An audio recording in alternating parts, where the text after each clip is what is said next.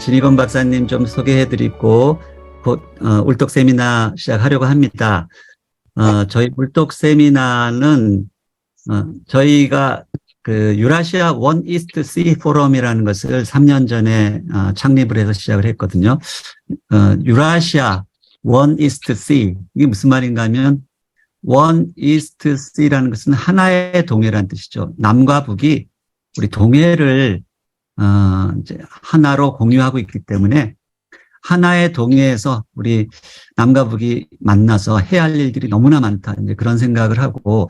근데 이 동해라는 것은 일본 쪽에서 보면 서해인데 우리가 이런 지역성으로 생각할 것이 아니라 우리가 남과 북을 이어서 유라시아 대륙까지 뻗어나갈 그 꿈과 비전을 갖고 있기 때문에 앞에다 유라시아를 붙였습니다.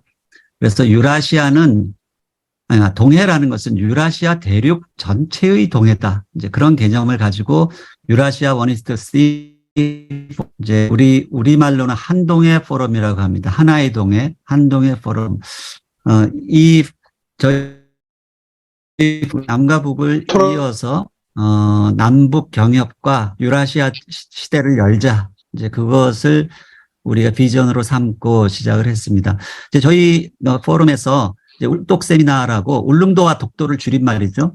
울독 세미나를 쭉 그동안 해왔는데 이렇게 공개적으로 이제 대회에 개방해서 하는 것은 처음입니다. 그래서 오늘 첫 세미나를 부산대학교의 통일학연구원에 있는 진희권 박사님을 모셨는데 저희가 이걸 시리즈로 계속 이어갈 생각입니다. 오늘은 북한의 연안도시 중에 굉장히 중요한 도시입니다. 우리 잘 모르시는 분도 계시지만 단천이라는 그런 곳이고요.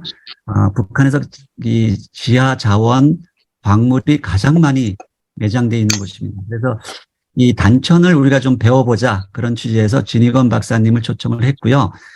매달 1일 날 우리가 하나 된다는 의미를 이제 우리가 잡아서 매달 1일, 다음 달 7월 1일은 대익교 대학의 우리 이찬우 교수님을 모시고 또 이제 청진에 대해서 배워보고 그 다음 달은 또 이제 함흥에 대해서 배워보고 진희건 박사님을 우리가 모시도록 하겠습니다. 우리 박수로 우리 진 박사님 환영하도록 하겠습니다. 진 박사님 해 주시죠. 예, 소개받은 진희권입니다. 2023년 첫 번째 울독 세미나의 발표자로 초청해 주셔서 개인적으로 큰 영광이고 또 이 자리 만들어 주신 정진호 교수님 그리고 이제 여러분께 감사드립니다. 귀한 시간 내주셨는데 유익한 시간이 되도록 나름 최선을 다하도록 하겠습니다. 주로 이제 북한의 해양수산 분야의 동향과 남북 해양수산 협력을 좀 주제로 가지고 연구를 하고 있습니다. 지금 드릴 말씀은 좀 단천이고 단천과 함께 오늘 단천을 시작으로 동해 연안 도시들에 대한 좀 연안 도시 간 협력의 어떤 의미와 필요성 요 얘기를 좀 먼저 드리고 단천에 대한 이야기 함께 드리도록 하겠습니다. 시간은 저희가 이제 한국 시간으로 11시인데 11시 50분 전에까지는 제 발표를 마치는 것으로 했습니다. 예. 한반도라는 표현을 남과 북을 합쳐서 많이 사용을 합니다.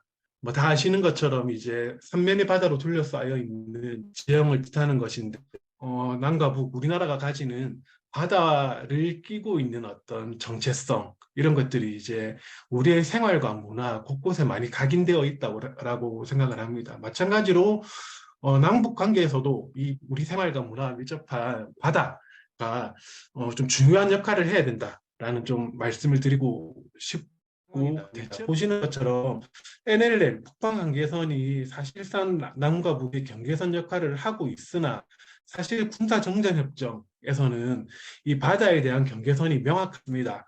군사정전협정에서 바다에 명시한 것은 서해에 있는 왼쪽 사진에 나오는 것처럼 남쪽의 영토라는 내용만 있는데 구체적으로 보시는 것처럼 서해 5도 수역이 남쪽의 영토다. 남북 간의 군사적 충돌로 인해서 지금은 이제 오가고 있지 못하는 그런 상황이다. 그래서 이제 법적 지위나 상황이 서해, 동해, 한강하고가 육상과는 대단히 다르다라는 좀 말씀을 드리고 싶고, 상대적으로 협력이 용이한 적이다라는 좀 말씀. 남과 북의 최초로 분단 이후에 이제 NLL을 넘어서 이제 선박이 오고 간 경우는 1984년에 우리나라 수해가스 북한에서 인천에 지원하면서 북한 당산호가 인천항에 접안했던, 그렇기 때문에 향후에도 어쨌든 인도적 지원이라든지 남북 간의 무역이 활성화되면 바다를 이용할 수밖에 없다라는 좀 말씀을 드리고 싶고요.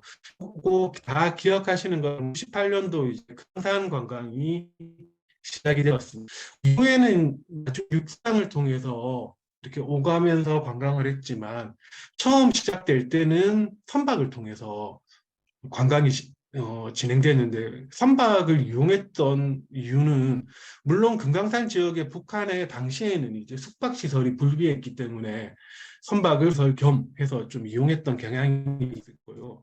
그리고 태도 사업, 북한의 이제 경부로를 지원했던 이죠. 태도 사업이 진행될 당시에 90년부터 2003년까지 뭐 인력을 포함해서 건설시자재, 식자재까지 모두 선박을 이용해서 북한으로 지원이 되었습니다. 울산항과 이제 북한의 양화항 한 총 138회 이렇게 선박을 했는데, 관광과 마찬가지로 북한의 남북 간의 도로가 불비하고, 도로나 철도가 지금은 어느 정도 연결이 되었습니다만, 연결된다 하더라도 남쪽에 비해서 북쪽의 도로와 철도 상황이 정이 대단히 열악하기 때문에 우리가 생각하는 것처럼 물자라든지 건설 장비들이 오고 가는데 한계가 있습니다. 북한의 도로와 철도를 좀 개보수하는 데는 상당한 시간과 자금이 투여됩니다. 그 이전에 북한의 뭐 어쨌든 인프라 지원을 한다든지 이런 상황이 되면 당연히 바다를 이용해서 할 수밖에 없다. 좀 이런 말씀을 드리고 싶습니다.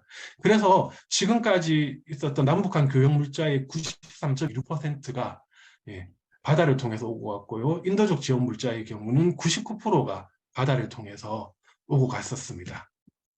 그리고 그 다음 이제 뭐 많이들 알고 계시는 것처럼 특히 수산업 분야에서는 뭐 기후 온난화와 연안의 어족 자원 고갈 등의 문제로 인해서 남북이 협력해야 될 이유가 아주 많습니다. 그럼에도 불구하고 제대로 이제 좀 협력이 안 되고 있는데, 그 문제에서는 이 수산업 분야의 오래된 수건 사업인 공동어로가 진행되고 있지 못함으로 인해서 다른 사업으로 좀 진전이 못 되는 경향도 있다. 이런 좀 말씀을 드리고 싶습니다. 위상의 상황을 종합해 보면 아까 말씀드렸던 것처럼 뭐 수산협력이 적극적으로 필요함에도 불구하고 공동어로 합의 무산, 그리고 해상에 대한 국가의 통제권이 강력한 이런 상황으로 인해서 수산협력이 소극적이다라는 것, 그리고 남북의 간의 경제협력을 위해서는 해운협력이 선행되어야 하고 또 대단히 필수적이다. 이런 좀 성격을 말씀드리고 싶고, 그리고 종합적으로 아까 법 제도적 측면에서 그렇고, 방금 말씀드렸던 이유에서도 그렇고, 육상의 대안적 공간으로 남북 협력이 해상 공간에서 이제 검토할 수 있다는 거죠. 남북 관계가 지금처럼 어려운 때일수록 어떤 이제 군사적 긴장감이 높고, 그리고 군사 분계선을 오가야 하는 이런 형식의 협력보다는, 뭐 서해의 경우에는 군사적 긴장감이 높지만 어떤 육상의 안적 공간으로 바다를 충분히 검토할 수 있다, 이런 말씀을 드리고 싶습니다. 그런데 이제 바다의 경우에도 서해와 동해가 여러 가지 차이가 있습니다. 뭐 지난 정부에서 있었던 한반도 신경제지도 뭐 다 아시는 내용일 건데, 보시면 서해의 경우에는 뭐 개성공단 확대 개발이라든지 평양 남포 신의지 경제특구 산업단지 개발, 뭐 이런 것처럼 당장이라도 좀 빠른 시간 안에 추진될 수 있는 사업이 많습니다. 반면에 동해는 뭐 한동해 벨트에서 남북로 가스관 건설, 뭐 수력발전소 현대화, 뭐 단천 자원특구 개발 등이 뭐 내용이 나와 있는데, 사실 이런 사업들이 상당히 막연하고 아주 긴 시간이 필요한 사업입니다. 그래서 당장에 단기간에 성과를 좀 내기가 어려운 사업들이고, 그래서 사실 동해 지역 같은 경우에는 관광 협력을 제외하고는 단시간의 협력이 사실상 어렵습니다. 근데 이런 상황이 좀 왜 그런가를 좀 두고 보면, 뭐 저는 부산에 살고 있다 보니까 우리나라 대한민국의 이 지역 불균형 뭐 이런 문제에도 관심이 많은데 남북 관계에서도 이런 이제 지역 불균형이 작용한다라는 좀 말씀을 드리고 싶습니다. 지도에서 보시는 것처럼 서해는 동해에 비해서 이 동선이 짧지 않습니까? 짧고 그리고 NLL 군사분계선을 중심으로 해서 남쪽의 수도권과 북쪽의 수도권이 인접해 있습니다. 사실상 뭐 남북한의 어떤 산업의 절반 이상 그리고 인구의 절반 이상이 이 서해 접경수역을 중심으로 평양과 뭐 서울 수도권에 다 인접해 있는 이런 상황인데 우리나라의 좀 불균형에 대해서는 다들 잘 아실 거고 북한의 경우도 뭐 비슷합니다. 북한에서 뭐 가장 큰 도시인 평양 그리고 두 번째로 큰 도시라고 할 수 있는 남포시가 뭐 있고요. 그리고 뭐 신의주, 해주 이런 이제 큰 도시들이 남북 접경 지역에 모여 있습니다. 남포에 37만 연 37만 전파 이제 국제 기구의 도움을 받아서 공식적으로 했던 7만 그 이후에 어떤 그 행정구역 개편이라든지 이런 것들이 이제 좀 빈번히 있으면서 대체로 남포시의 현재 인구는 한 100만 정도 된다라고 보는 게 일반적입니다. 그렇게 놓고 보면 북한에서 가장 큰 도시인 평양과 남포가 몰려 있죠. 반면에 동해 같은 경우에는 이 해안선이 길 뿐더러 길어서 도시들이 좀 떨어져 있고 그리고 인구에서도 보시는 것처럼 청진, 함흥 정도가 가장 큰 도시인데 뭐 70만 내외 그 다음 원산이 36만 이 정도로 도시의 규모들이 작고 거리가 멉니다. 이런 사정들로 인해서 대체로 이제 서해에 비해서 동해의 어쨌든 경제 협력의 논의가 조금 뒤처진다. 이런 이제 경향이 있습니다. 있고 그런 경향을 말씀드렸고 그렇기 때문에 동해 수역의 어쨌든 남북 협력 활성화를 위해서는 새로운 좀 추진 동력 마련이 필요하다라고 생각을 하고 얘기를 드릴 건데 북한 동해 도시들에 대한 이제 개략적인 좀 역사적 이해를 위해서 이제 요 표를 보면서 좀 말씀을 드리겠습니다. 사실 북한 동해 연안 도시 중에서 전통적인 대도시 가장 거점 도시는 함흥입니다. 근데 1905년을 전후해서 부산이 개항되고 그 이후에 일본에 의해서 원산항이 두 번째로 이제 개항이 됩니다. 개항이 되면서 원산이 이제 무역, 뭐 대륙이라든지 그리고 군사적 목적으로 인해서 좀 개발이 되게 되는 거죠. 개발이 되게 되고 그 다음 좀 큰 도시가 이제 1935년, 그러니까 25년부터 보시면 나오는 것처럼 청진이 좀 이제 커지게 되는 거예요. 청진도 작은 도시였으나 일본의 대륙 진출을 위한 투자가 본격화되면서 나중에 보시면 뭐 북한에서 함흥을 제치고 청진이 더 큰 도시로 이제 지금에 이르게 되는데 최초의 군사적 목적으로 개발이 되었다가 청진 같은 경우는 일제강점기에 대단히 커졌던 이유가 수산업 때문입니다. 기름이 부족해지면서 어유라고 그러니까 물고기에서 기름을 짜내는 산업 이런 것들을 크게 개발하고 그때 당시에 기록에 따르면 한 해에 정어리를 200만 톤까지 이제 잡았다. 200만 톤이 어느 정도 많은 금액이냐면 그러니까 양이냐 그 분단 이후에 우리나라 연근의 어업에서 최대 생산량을 기록했던 게 1980년대 중반인데 그때 남쪽에서입니다만 150만 톤 정도 생산했던 게 연안 어업에서 최대 생산량이거든요. 근데 정어리 한 종류만 200만 톤을 생산한 건 어마어마한 거죠. 거기서 이제 어유를 그러니까 생산하는 공장 등이 이제 청진으로 들어가면서 청진이 엄청나게 이제 큰 도시로 발전을 하게 됩니다. 그리고 뭐 보시면 나진 같은 도 지금은 나진과 선봉이 합쳐서 나선이 되는데 나진 같은 경우에도 일제강점기에 만주를 연결하는 철도와 한반도를 횡단하는 철도가 만나는 지점으로 이제 개발이 되면서 발전이 되게 되고요. 그 다음 함흥은 조금 처지다가 쭉 이제 올라서게 되는 이유는 원단이 함을 제쳤다가 다시 함흥이 인구가 늘어나지 않습니까? 그 일제강점기에 질소비료 공장, 일본의 질소비료 공장이 함흥에 들어오면서 대단히 큰 규모의 공장이거든요. 함흥이 공업 도시로 발전하게 되고 그 이후에 북한의 화학공업을 대표하는 도시로 지금 이제 쭉 성장하게 되는 이런 사정들이 있습니다. 대체로 이제 뭐 동해연안 도시들의 좀 역사적 맥락을 말씀드렸고요. 그렇게 놓고 보면 단천은 갑자기 등장한 도시이죠. 1980년대까지 순위에 쭉 없다가 82년에 갑자기 단천이 이제 순위에 등장하게 되는데요. 이 이유는 뭐 간단합니다. 여기가 뭐 시군 중심으로 이렇게 되어 있는데 82년에 단천이 시로 승격을 하기 때문에 통계에 잡혔던 것으로 이해를 할 수 있고요.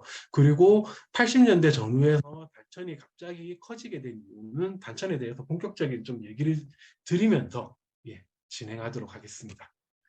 단천에 대한 뭐 일단 뭐 지리적으로는 대략 뭐 한경남도 북부에 있는 도시라는 거 알고 계실 거라고 생각하고 보시는 것처럼 바다를 끼고 있으면서 이렇게 산지 쪽으로 이렇게 쭉 길쭉하게 들어가 있는 지형입니다. 뭐 이렇게 이제 행정이 만들어진 이유도 나중에 뭐 설명을 드리겠지만 이제 그 광물 개발과 관련이 있는 거죠. 오른쪽에 보시는 쭉 오른쪽 그러니까 그 내륙 깊숙한 곳까지 들어가 있는 이 지역에 광산들이 좀 밀집해 있고 대체로 그래서 해발 100m 이상의 산지가 전체 면적의 90% 이상을 차지하는 도시입니다. 구체적으로 좀 들어가면요. 일단 뭐 최근 얘기부터 좀 드릴 건데요. 2020년에 뭐 제가 초반에 태풍 얘기도 들었었는데 태풍 마이삭이 북한 함경도를 강타합니다.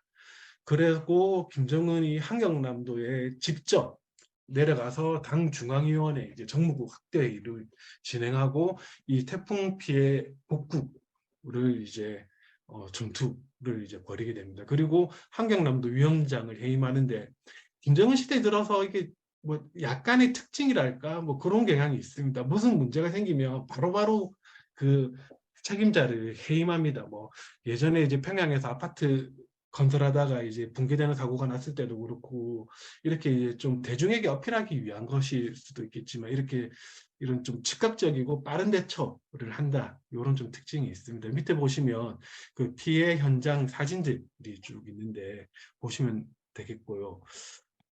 그리고 이제 그 노동신문을 제가 이제 한 면을 그대로 떠왔는데 수도 평양 당원들에게 이렇게 편지를 씁니다. 뭐 이것도 대단히 좀 약간 뭐라고 해야 될까, 뭐 서사적이라고 해야 될까, 좀 이런 측면인데 뭐 이전에 좀 보기 힘든 김정은 시대의 좀 특징이라고 할 수 있습니다. 직접 자필로 편지를 써서 함경도 지역의 기피해가 심하니 수도 평양의 당원들이 함경도를 지원하자. 직접 이제 함경도로 가서 피해 복구 전투도 벌이고 물자도 지원하고 이렇게 하자라고 이제 호소하는 편지를 씁니다. 그래서 그 편지 내용에 보면 검덕광업연합기업소, 대흥청년영웅광산, 뭐 동양광산 등 이렇게 피해가 심각하다. 막대한 피해를 입었다. 이렇게 얘기가 나오는데 여기에 나열된 광산들은 다 단천에 있는 광산들입니다. 그래서 검덕지구, 여기도 단천입니다. 를 하루빨리 복구하는 것이 우리 경제의 명맥을 살리기 위해서 중요하다, 급선무다. 그래서 국가적인 비상대책을 세우자. 뭐 사실 환경도에 지원을 하자라고 했지만 맥락에서 보시면 사실 검덕지구, 광업이 집중된 검덕지구와 단천을 지원하자라는 말로 해석이 되어도 큰 상관이 없을 것 같습니다. 이러면서 이 검덕지구 단천에 이제 피해복구 전투가 진행이 되었습니다. 그래서 직접 이제 김정은 위원장이 단천에 내려가서 현지 지도를 하면서 검덕지구를 세상에 없는 광산도시, 모든 사람들이 부러워할 사상 초유의 산악 혁곡 도시로 꾸리자 이런 이제 호소를 하는데 요거는 참고하면은 그 우리나라 뉴스에 나왔던 건데 한번 같이 보시겠습니다. 큰 피해를 입은 함경도 검덕지구를 입니다. 함경도 검덕지구는 소리 들립니다. 좀 작아요. 작아요. 소리 들려요. 작아요, 근데. 보다 피해가 대단히 크다며 인민이 뒤떨어진 생활 환경에 살게 한 것에 심하게 자책해야 한다고 말했습니다. 안색이도 훨씬 전에 건설한 관림집들이 아직 들어있다. 우리 관림집들을 건설하여 함지연시 다음가는 국가적인 방탄 도시로. 김 위원장은 당창건 열병식에서 눈물을 흘리며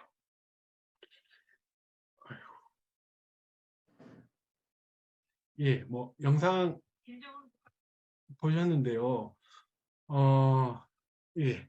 그렇게 이제 단천을 가서 단천을 복구하겠다라는 얘기를 하고, 이제 특히 이제 주택 뭐의 문제 얘기를 집중적으로 좀 얘기를 했었죠. 그리고 뭐 대체로 이제 아시겠지만 사실 강압적으로 뭐 회사에서도 그렇고 반드시 해야 된다 내지는 뭐 못하면 처벌하겠다 하면 하는 게 오히려 낫지. 사실 북한 같은 사회에서 최고 지도자가 본인의 양심이 허락하지 않는다, 당에게 호소한다, 단천을 지원하자, 이런 식으로 이제 표현을 하면 훨씬 더 부담감이 더 클 것 같은데, 아무튼 뭐 이런 식으로 좀 이제 단천에 대한 이제 호소를 했고요. 그래서 이제 단천이 어떤 의미를 가지는 도시이길래 김정은 위원장이 이제 저렇게까지 이야기를 하는가, 이렇게 좀 돌아보면요. 최근 이제 북한의 국가 경제 발전 전략 뭐 등에서 이제 언급된 단천에 대한 내용인데요. 단천 지구 광업을 발전시켜서 문턱이 외화를 벌도록 하자, 라고 좀 얘기를 했었고요. 그리고 검덕 광업연합 기업도 생산을 늘리는 문제 등에 대한 얘기를 했습니다. 2001도 창대 보고에서는 김정은이 검덕지구의 5천 세대의 집을 세상에 없는 도시를 만들자, 뭐 이렇게 좀 얘기를 했었고, 앞의 이제 국가경제발전 전략에서 얘기했던 것처럼 북한의 단천은 광업이 뭐 다 아시는 것처럼 대단히 발전한 도시니까 광물 자원이 엄청나게 매장되어 있는 도시고, 제일 위에 거는 보시면 79년도 연설인데요.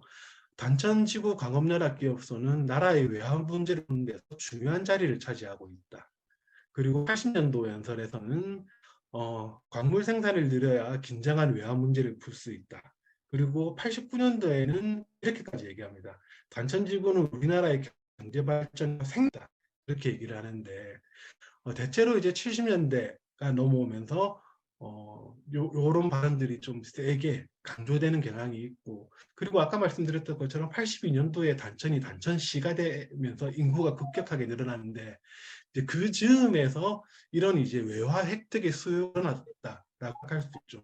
북한 경제는 70년대 초반만 해도 대체로 이제 빠르게 발전을 해서 뭐 남북한을 비교해도 북한의 경제 발전이 더 빨랐다라고 할 정도로 발전을 했었습니다. 하지만 70년대에 들어서면서 북한의 어떤 경제의 내부적 모순이라고 이제 보통 평가를 하는데, 우리가 잘 알고 있는 어떤 사회주의 경제 모습 그리고 계획 경제 부분들이 이제 이렇게 좀 드러나면서 실제 시간이나 경제가 이렇게 대단히 무너진 건 90년대이지만 70년대부터 이상징후가 대체로 나타나기 시작했다라고 평가를 하거든요.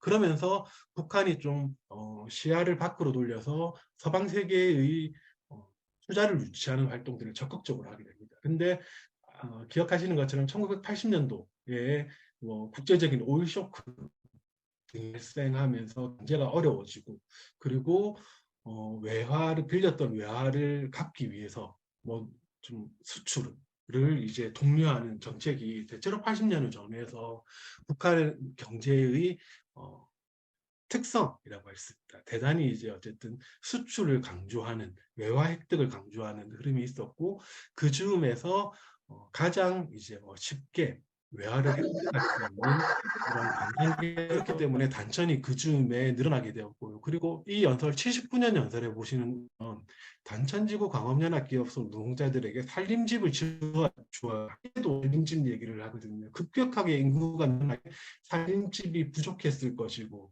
그리고 빨리 지어야 하기 때문에 그때도 이미 날림으로 이제 공사를 한다든지 이런 현상이 있었을 것으로 생각이 됩니다. 대체로 이제 단천 지역 같은 경우에는 광산 지역이기 때문에 자원의 어떤 투자라든지 이런 단계도 있었을 것으로 예상이 되고, 이런 문제들이 있었던 거죠. 그래서 2021년 12월 말부터 새 살림집들, 사진에 보시는 것처럼 이런 이제 예, 건물들이 들어서고 입주가 시작됩니다. 이것도 뭐 영상을 보시면 더 좀 이해가 쉬우실 것 같은데, 예. 한번 예, 북한의 살림집들 한번 구경하신다 생각하고, 예. 소리가 잘 안 들리시는 것 같은데, 이건 북한 영상인데 소리가 크게 의미가 없으니까 화면만 이렇게 슬쩍슬쩍 보시도록 하겠습니다. 뭐 지금 보시는 것처럼 연립주택, 아파트 형식의 집들 있고요. 이렇게 개인주택 형식의 집들도 예, 들어섰습니다. 많이 이렇게 이제 집들이 행사를 좀 진행하고 예, 행사를 진행을 하게 되는데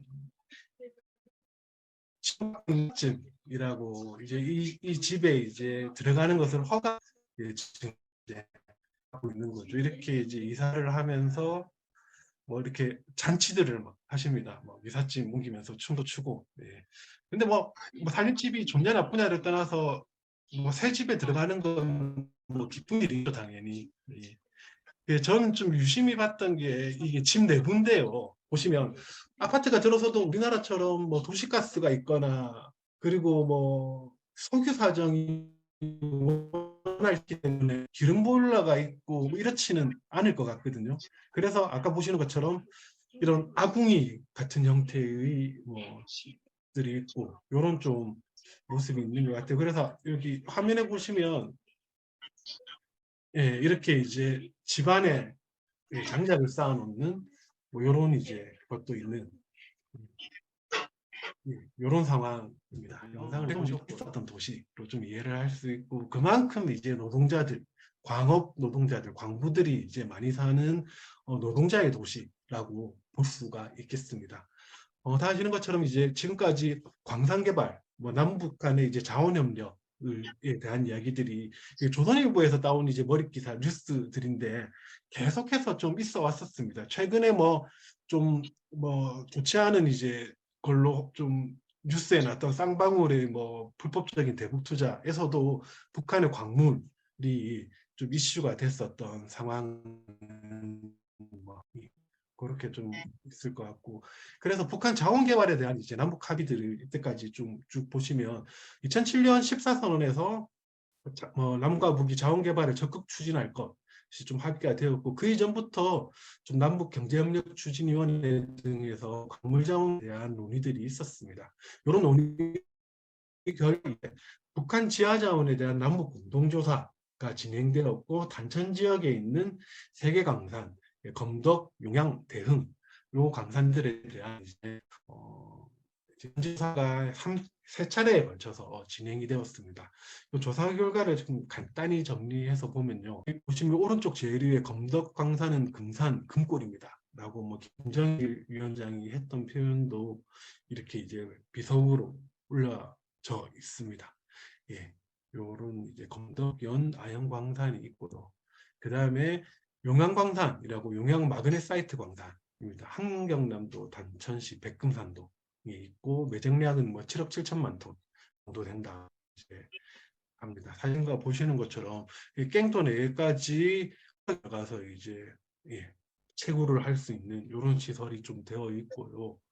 그 다음이 대흥광산, 북한에서는 대흥 청년연금광산이라고 부르는데 마그네사이트 매장량이 이제 제일 많은 도시락 광산이라고 하고 추정하기에는 연 100만 톤 규모의 이제 채굴이 하다 이렇게 이제 추정을 하고 있습니다. 요 세 개뿐만 아니라 이제 다른 광산들도 그 단천 지역에 단지되어 있는 것으로 알고 있고 대표적으로 큰 규모의 광산들이 이제 이 정도가 되는 거죠. 그런데 이제 광산 개발을 하게 되면 당연히 많은 전력이 필요로 할 것이고요. 그리고 생산된 광물을 이동을 해야 되고, 뭐 예를 들어 수출을 한다든지 하기 위해서는 뭐 재련이라든지 이런 이제 후처리 과정이 필요하고, 철도라든지 항만 이런 이제 시설도 필요로 하게 됩니다. 이런 이제 인프라가 필수적이고 대체로 뭐 북한의 이제 광물 자원 개발에서도 실제로 이제 상업성을 갖추기 위해서는 이런 이제 인프라 개발이 함께 진행되어야 된다라는 평가를 많이 하는데 여러 가지 이제 북한의 경제가 어려움에도 불구하고 아까 앞서 말씀드렸던 것처럼 북한 무역에서 외화 획득에서 단천 지역이 가지는 중요성이 있기 때문에 다른 지역에 비해서는 단천시의 인프라는 좀 상당히 좀 양호한 것으로 예, 일반적으로 평가를 하고 있습니다. 전력 같은 경우에는 제가 보여드리면 이게 아까 단천 지도를 좀 보여드렸는데 왼쪽 그 지금 보여드리는 지도를 보면요. 여기 이제 북한 단천 인근의 이제 철도입니다. 제일 밑에 평라선이라고 이제 이렇게 직선으로 되어 있는 요게 주선입니다. 평양에서 나선으로 이어지는 좀 큰 철도가 지나고 오른쪽 편에 보시는 금골선이라고 되어 있는 이 철도가 아까 말씀드렸던 요 철도상의 세 개 광산들이 다 모여 있습니다.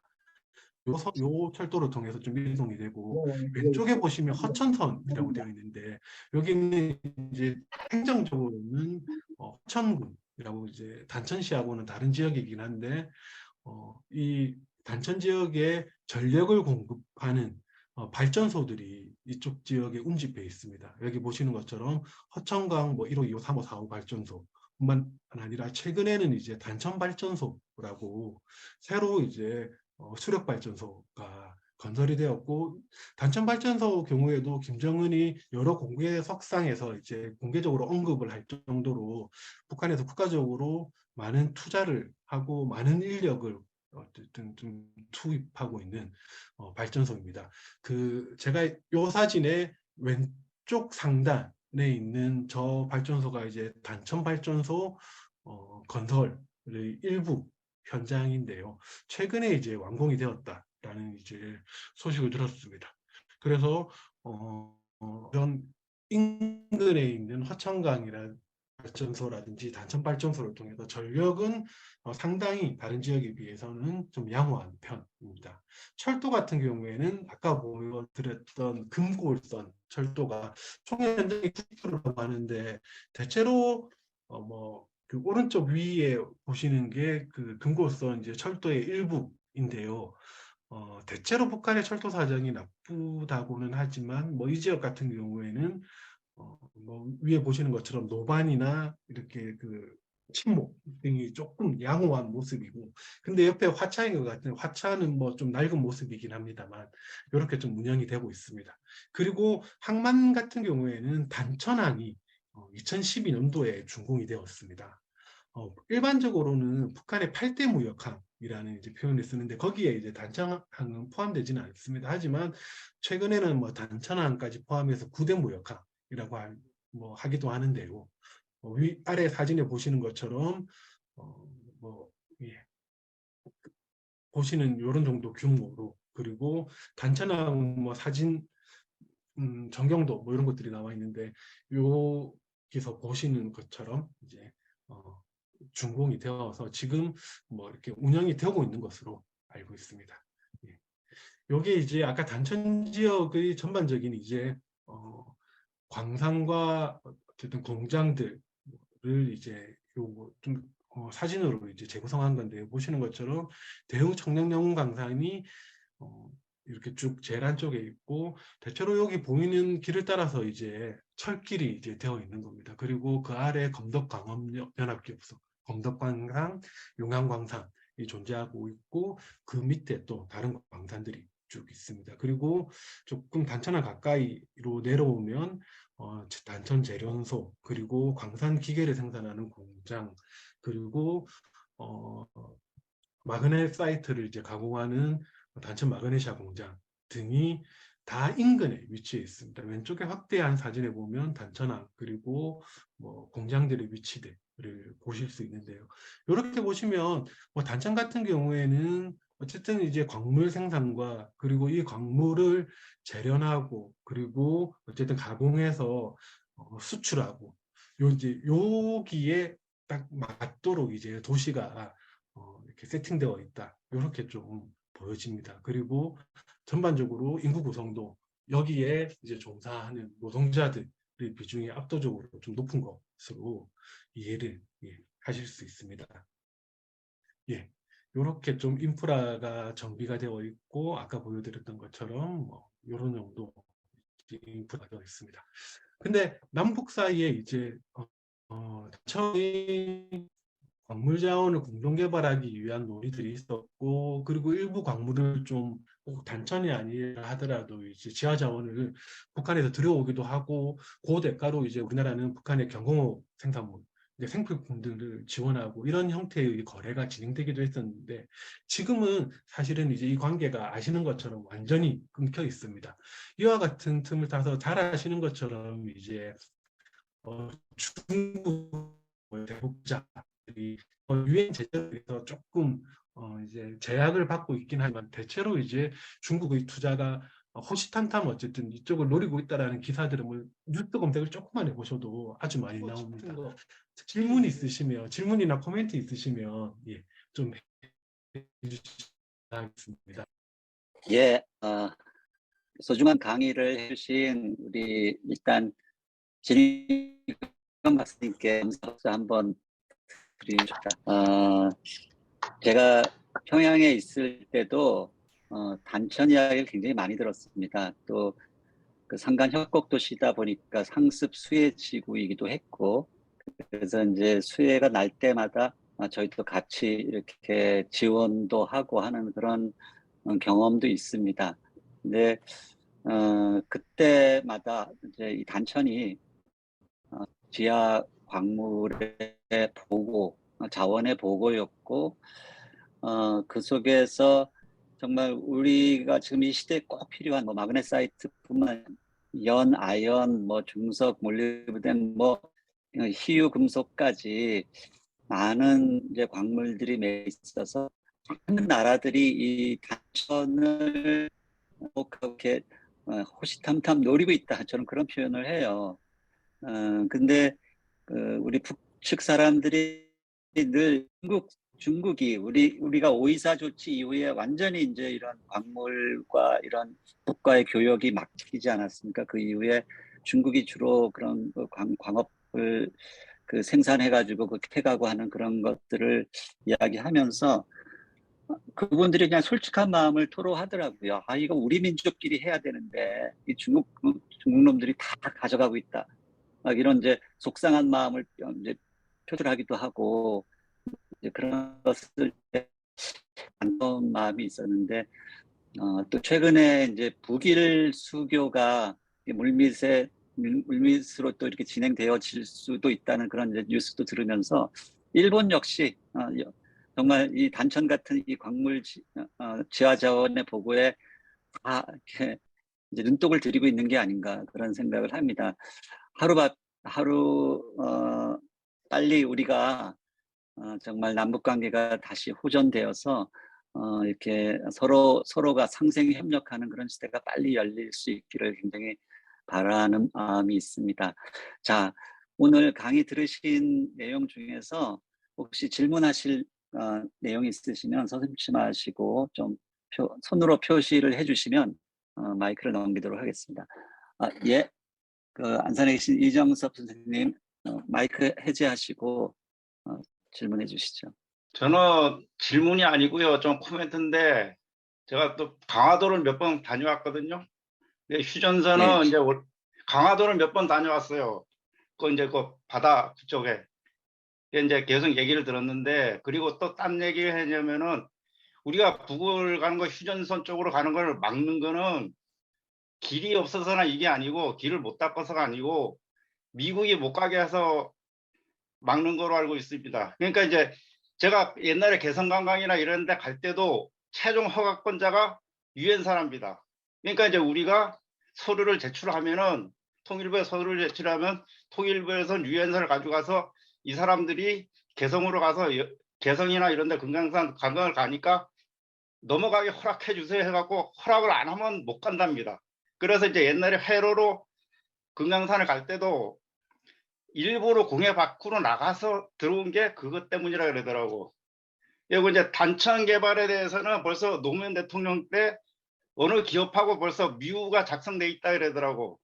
이제 거기 가서 뭐냐면은 어느 한 정부는 북에서는 개발을 우리나라에다 맡기려고 그랬고, 그리고 러시아에서도 극동 개발을 우리나라에서 맡기려고 했는데, 그러니까 이제 이 한국을 통해서 조선을 통해서 러시아로 해서 쭉 연결해서 개발을 하도록 거의 돼 있었고 러시아가 기다리고 있었는데 요번에 뭡니까 이거 윤석열이가 뻘짓거리 하는 바람에 벌써 석 달 전에 블라디보스톡을 중국이 입항하도록 만들어낸 거라 그렇게 저는 배웠습니다. 그러니까 중국하고 러시아는 중국하고 일본하고는 좀 너무 껄끄러운 존재이기 때문에 같이 함께 하기는 못하겠고 한국하고 하려고 그랬는데 한국이 이래 하니까 또 우크라이나 전쟁을 통해서 이래 하니까 그냥 중국하고 진짜 껄끄럽지만 그래도 하는 방향으로 한 거 아니냐.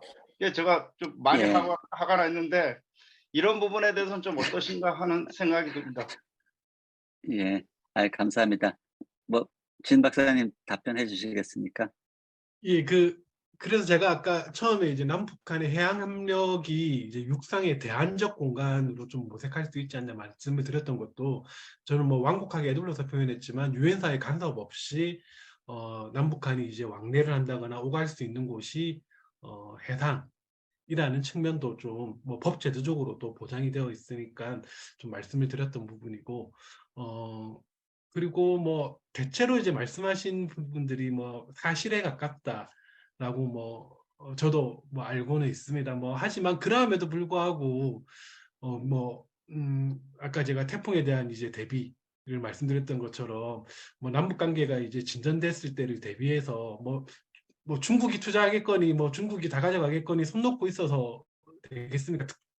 뭐 불행인지 다행인지 지금은 어쨌든 유엔 제재로 인해서 중국의 대북 투자도 이제 막혀 있는 상황이기 때문에 뭐 그래서 어떤 분들은 중국 분들은 그렇게 얘기하더라고요. 돈다발 들고 준비하고 있다, 뛰어갈 준비만 하고 있다 이렇게 얘기하시던데 우리도 뭐 단천이라든지 오늘 이제 우리가 논의하는 것처럼 동해 연안 도시들에 대한 이제 남북 관계를 좀 활성화시킬 때 대한 대비가 필요한 시점이지 않나 이렇게 생각을 합니다. 예, 이상입니다. 예, 감사합니다. 또 다른 분 혹시 코멘트나 질문해 주실 분 계시면 손들어 표시해 주십시오. 예, 한석현 이사장님. 마이크 아까 그 해주세요. 강의 때 거기 철도 평라선이라고 단천까지 철도가 있다 그러셨는데 그 어떤 철도인지 이게 화물 연결하는 철도인가요? 아니면 사람들이 타고 다니는 철도가 있는가요? 아니면 얼마나 자주 운행하는 철도인가요? 얘기로 이제 평양에서 나선까지 이제 연결되어 있는 철도이고 측하는 주철 정도라고 지형적 특성상가 이제 교통의 중심이고 이제 이로 되어 있습니다. 그래서 이게 동해 연안 도시들은 이제 평양에서 뭐 산맥도 넘어야 되고 거리가 멀지 않습니까? 그래서 철도가 이제 대단히 필수적인 어쨌든 인력이든 물자든 이동하는 이제 통로가 되는 것으로 알고 있고요. 그래서 평양에서 원산까지 이제 철도가 일제강점기에 만들어졌죠. 평라선이 평원선이 있고 그리고 주택의 이제 동해 북부 지역으로는 이제 평라선. 어떻게 예, 질문 있으신 분 손으로 표시해 주시죠. 예, 우리 최강철 대표님 말씀하시죠. 그 마이크 해제하시고.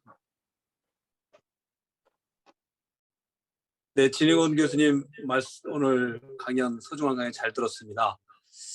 일단은 오늘 느낌은 한반도 분단을 통해서 이익을 받는 국가나 정권이나 집단이 있다면 아마 쉽지 않을 거지만 이런 남북미 교류 협력을 통해서 취할 수 있는 이익이 많다면 그것이 국가 이익이 된다면 아마 큰 희망이 있지 않나라고 보여지는데요. 일단은 뭐 다 아시겠지만 미국이 어쨌든 북한을 바라보는 그 시각 자체가 그 로그네이션, 불량국가, 악의 축으로 규정 지어놓고 이게 분단을 포착하는 정책이 계속된다면 쉽지 않을 텐데 나름대로 미국에서도 이 시장의 원리, 그러니까 북한과의 교류 협력 속에서 얻을 수 있는 수많은 이익들, 지금 말씀하신 대표적인 이제 단천 지역인데요.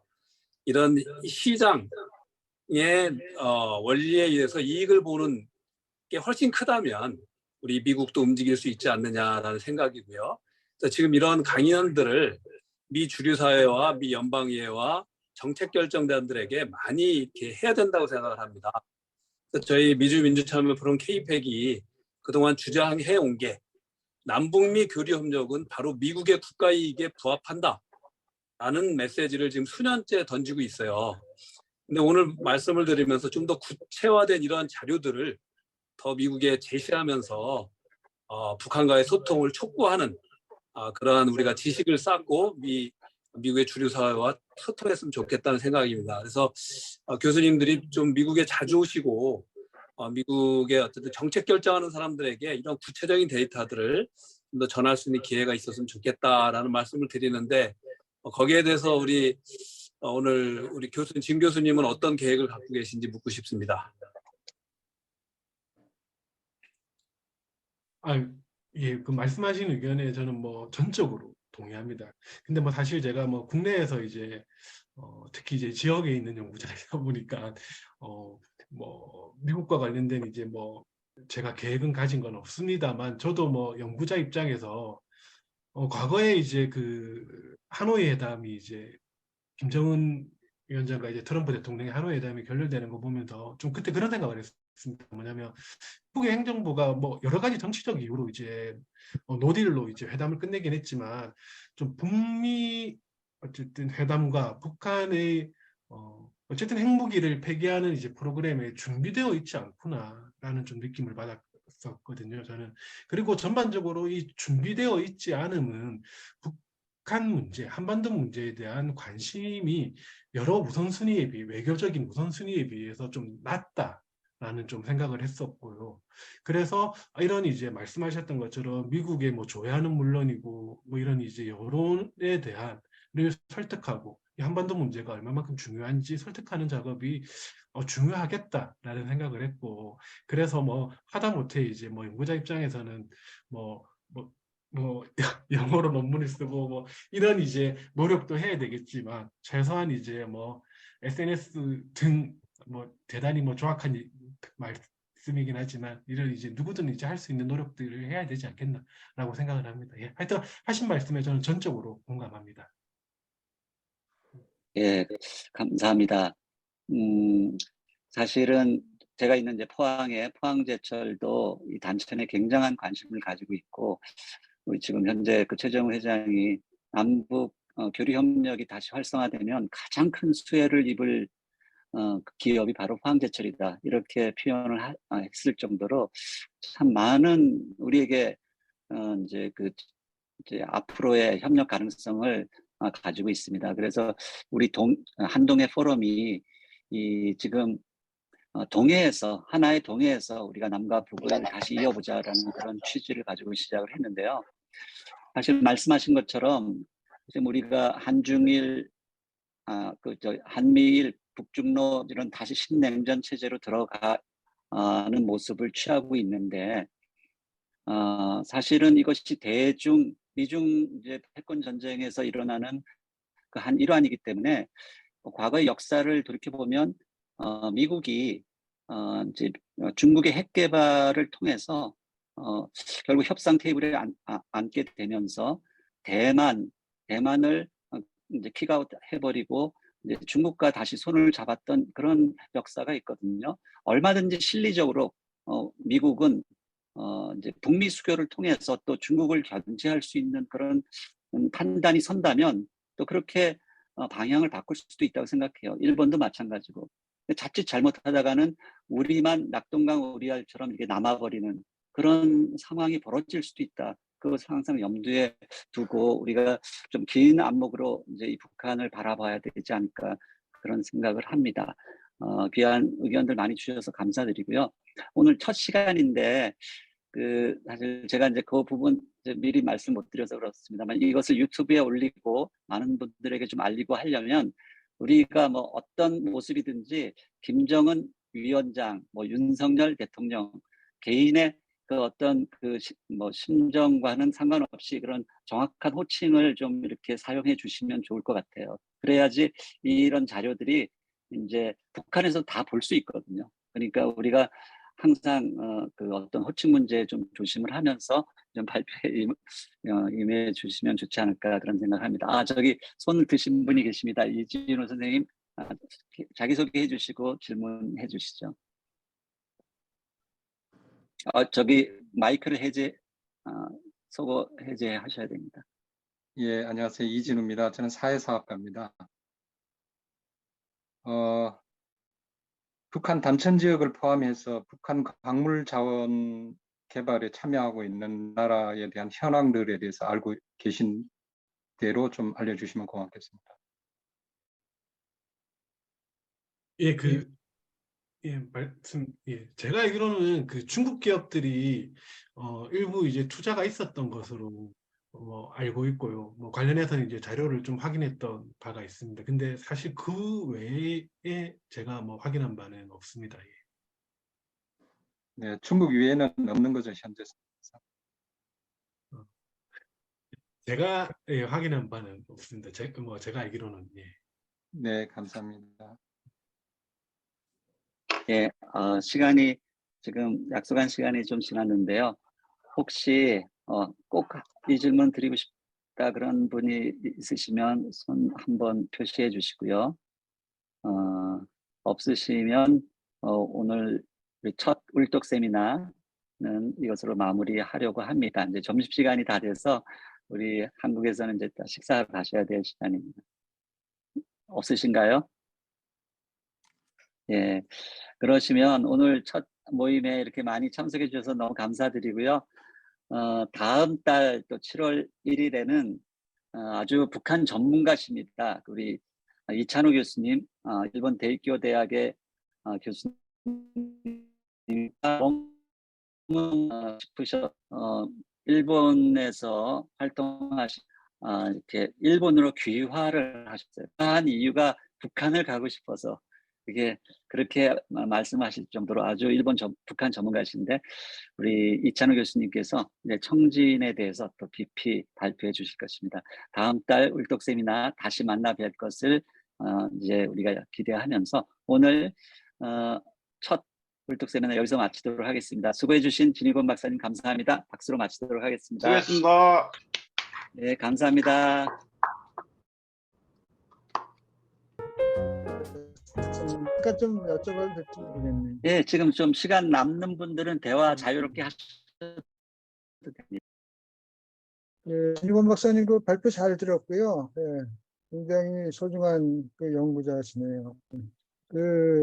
지금 그 광물 자원이라든가 지금 그 발표하신 자료에 있는 그 데이터들을 혹시 우리나라에서 그 국가적인 차원에서 이렇게 DB를 구축하고 있거나 그렇진 않나요? 그러니까 뭐 지형 정보 시스템 같은 데다가 구축하고 있거나 그렇진 않나요?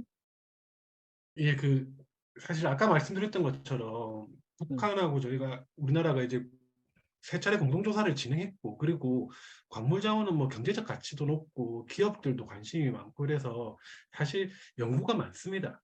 그래서 그 데이터베이스를 만들고 있는 기관도 있고 이렇게 북한 광물 자원 이렇게 검색만 하셔도 몇 가지 사이트들이 나오거든요. 근데 뭐 그 자료들이 뭐 공개되어 있는 자료는 많지는 않은 걸로 알고는 있고, 그리고 사실 좀 저 같은 이제 좀 사회과학으로 이제 좀 접근하는 사람들하고 다르게 그 말씀하셨던 것처럼 뭐 지질학이라든지 이런 부분은 또 대단히 전문적 영역이지 않습니까?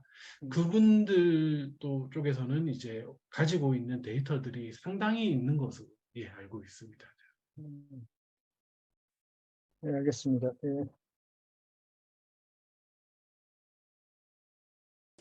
예, 또 혹시 뭐 질문 있으시면 하시고 없으시면 저희가 이제 마무리하려고 합니다. 우리 진 박사님 발표하시느라고 수고하셨는데 가까이 계셨으면 같이 나가서 식사를 하는 건데 다음에 뵙고 대접하도록 하겠습니다. 예, 뭐 김승진 박사님 뭐 하실 말씀 있으신가요? 제가 지금 전철이어서 간단하게 예. 이거 유튜브 좀 생중계 되고 있나요? 유튜브 생중계는 안 했고요. 유튜브에 이제 그걸 올리려고 해요. 세미나 이 내용을 편집해서. 그렇죠. 편집하실 거죠? 예. 예. 예. 그것 때문에 물어봤어요. 지금 생중계 되고 있는지 아니면 편집 여부를 확인하려고 나중에 연락 한번 드리겠습니다. 예, 감사합니다. 예. 예. 그럼 오늘 참석해 주셔서 너무 감사합니다. 아유, 박남종 회장님 끝까지 참석하셨네. 네, 감사합니다. 그러면 이것으로 이제 나가 보도록 하겠습니다. 예, 점심 식사 많이 하십시오. 맛있게 하십시오. 감사합니다. 수고하셨습니다. 감사합니다. 고맙습니다.